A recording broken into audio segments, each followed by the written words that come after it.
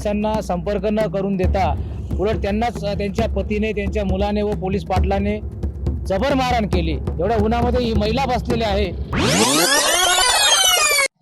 नमस्कार, मुंबई आउटलुक मध्ये आपलं पुन्हा एकदा स्वागत आहे। आज आपण धुळे जिल्ह्यातील एका आंदोलनाच्या ठिकाणी आलेलो आहोत। धरणे आंदोलन आहे।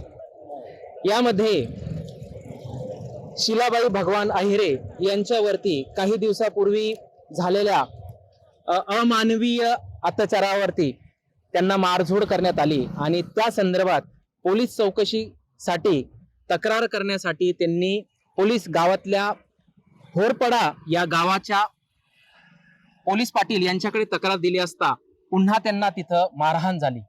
या सखोल विषयाची चौकशी करण्यासाठी पोलीस तक्रार किंवा पोलीस यंत्रणेकडे तक्रार करण्यासाठी गेले असता कोणत्याही पोलीस अधिकाऱ्यांनी तक्रार घेतली नाही। त्यासाठी आज दिनांक 8 मे 2026 रोजी आज या ठिकाणी त्यांचे धरणे आंदोलन गेल्या सोमवारपासून म्हणजे 4 ते 5 दिवसापूर्वी पासून हे धरणे आंदोलन चालू आहे। जाणून घेऊया, आपल्या सोबत आहेत या संतोष अण्णा जाधव यांच्या या धरणे आंदोलनाच्या सोबत त्यांचाही पाठभार किंवा सपोर्ट आहे। त्यासाठी त्यांच्याकडनं जाणून घेऊ की हे विषय काय आहे याची सखोल त्यांनी माहिती द्यावी। पहिली आपला परिचय। मी ॲडव्होकेट संतोष जाधव, स्वाभिमानी क्रांती सेनेचा संस्थापक अध्यक्ष आहे। दिनांक 11/4/2026 रोजी होरपडा तालुका जिल्हा धुळे तालुक्यातील एक गाव आहे। त्या गावी एक सामान्य कुटुंब आहे।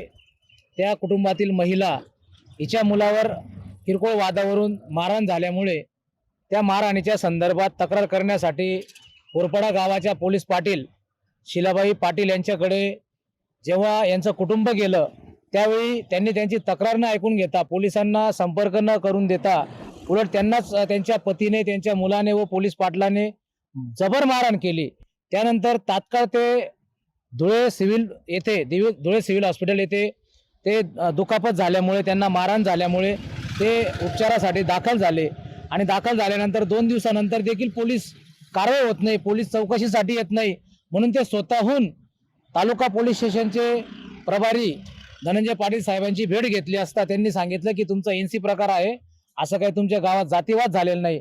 त्यांनी ओरडून सांगितलं, त्यांनी रडून सांगितलं, त्यांचा जो काही झालेला अत्याचार आहे त्यांनी मांडण्याचा प्रयत्न केला, परंतु तालुका पोलीस स्टेशनच्या पोलिसांना व कर्मचाऱ्यांना, अधिकाऱ्यांना कोणतीही त्यांची दया आली नाही। म्हणून आम्ही सर्व सामाजिक राजकीय संघटनेचे शिवशाहू फुले शाहू आंबेडकरी संघटनेचे सर्व पदाधिकारी माननीय माजी पोलीस अधीक्षक श्रीकांत डिवरे साहेब यांना भेटण्यासाठी गेलो असता त्यांनी लेखी कळवायला सांगितलं, परंतु त्यांची बदली झाल्यामुळे पुढे ते प्रकरण थांबलं आणि त्यानंतर आम्ही रेकॉर्डला आणि सर्व कलेक्टर साहेबांना देखील धुळ्याच्या भेटलो। त्यांनी सांगितलं आम्ही कारवाई करतो, परंतु 8 दिवस झाले कुठलीही कारवाई झाली नाही। महिना उलटून देखील त्यांच्यावर कोणत्याही प्रकारचा त्यांचा गुन्हा दाखल होत नाही, पीडितेला भेट देखील होत नाही। आज 5वा दिवस आहे संघटनेच्या आंदोलनाला, धरणे आंदोलन आहे। पोलीस प्रशासनाच्या रेकॉर्डला आंदोलन चालू असताना देखील कोणताही पोलीस अधिकारी, प्रशासनाचा कर्मचारी भेट द्यायला येत नाही, त्यांची विचारपूस करत नाही। उन्हाचा जर आपण उच्चांक पाहिला तर 43-44 धुळ्यामध्ये चालू आहे। एवढ्या उन्हामध्ये ही महिला बसलेली आहे। आम्ही कोर्ट सोडून येतोय, आम्ही स्वतःहून मदत करतोय आणि अशा परिस्थितीत जर लोकशाहीमध्ये जर एक फिर्याद दाखल होत नाही, साधी फिर्याद दाखल करायला आंदोलन होत असेल तर ही मोठी निषेधाची बाब आहे। म्हणून सर्व धुळेकर जनतेला माझी कळकळीची विनंती आहे की सोमवारी यापेक्षा मोठं आंदोलन SP कार्यालयावर आम्ही संघटनेच्या मार्फत, आंबेडकर चळवळीच्या कार्यकर्त्यांच्या मार्फत करणार आहोत। सर्वांनी सामील व्हावं हे देखील आवाहन करतो आणि जोपर्यंत FIR दाखल होत नाही, पीडितेला न्याय मिळत नाही, तोपर्यंत आम्ही आंदोलन सुरूच ठेवणार। धन्यवाद संतोष साहेब। यानंतर आपल्यासोबत आहे RPI चे जिल्हाध्यक्ष तसेच क्रांती सेनेचा सल्लागार आहेत असे सुरेश दादा बैसाणे यांच्या प्रतिक्रिया आपण जाणून घेऊया आणि या विषयावरती त्यांची काय नेमकी भूमिका आहे हे त्यांनी स्पष्ट करावे आमच्या मुंबई आउटलुकच्या माध्यमातून। नमस्कार, मी सुरेश बैसाणे RPIचा जिल्हाध्यक्ष बोलतो। वास्तविक पाहायला गेलं ही घटना 11 एप्रिलची घटना आहे। आणि त्या दिवशी ही महिला, पीडित महिला आणि तिचा मुलगा आणि त्यांचे कुटुंबीय गावाच्या पोलीस पाटीकडे कैफियत मागण्यासाठी गेले असता तिचा मिस्टर यांनी त्यांना अरेरावी केली आणि नाही ते इज्जत सोडून शिवेगाळ केली आणि त्या बाईंना लाथाबुक्क्यांनी मारझोड केली. कारण नसताना का तुम्ही एवढे मारले का बुवा, तुम्ही आता पोलीस स्टेशन पर्यंत जायला लागले का, म्हणून त्यांनी त्या बाईचा गुप्तांगावर सुद्धा मार केला आहे. ही गोष्ट फार निस्वार्थ आहे आणि एवढं गंभीर प्रश्न सुद्धा तालुका पोलीस स्टेशनचे प्रभारी ही साधी केस घेत नसतील तर कायद्याचा मोठा प्रश्न निर्माण झालेला आहे. हा कायदा का फक्त धनधान्यासाठीच आहे का, गरिबांसाठी कायदा नाही का, हा प्रश्न निर्माण होतोय. म्हणून आमची प्रशासनाला कडकडीची विनंती आहे की ताबडतोब दखल घेऊन त्यांच्यावर FIR दाखल करावी, एवढी विनंती. धन्यवाद. धन्यवाद सुरेशभाई साने सर. त्यानंतर आपण ज्यांच्यावर हा जो प्रकार घडलेला आहे त्यांच्या प्रत्यक्षात त्यांच्याकडनं जाणून घेऊया की नेमकं काय प्रकार होता आणि त्यांच्यावर काय काय घटना झाली, त्यांच्याकडनं जाणून घेऊया. शिलाबाई भगवान अहिरे, थोडक्यात सांगा की नेमकं तुमच्या सोबत काय झालं. आमच्या सोबत 11 एप्रिलला वट्ट्याची साफसफाई चालू होती आमचीवाली, किंवा झेंड्याची तयारी चालू होती. तर आमच्या मध्ये सामायिक मध्ये थोडीशी चर्चा झाली. तर मी त्यांच्याकडे घेऊन गेली सांगायला. तर तुम्हाला म्हणायला लागला मी तुझं काही दखल घेत नाही, हो तुम्हाला काही तक्रार सांगू नको, हो.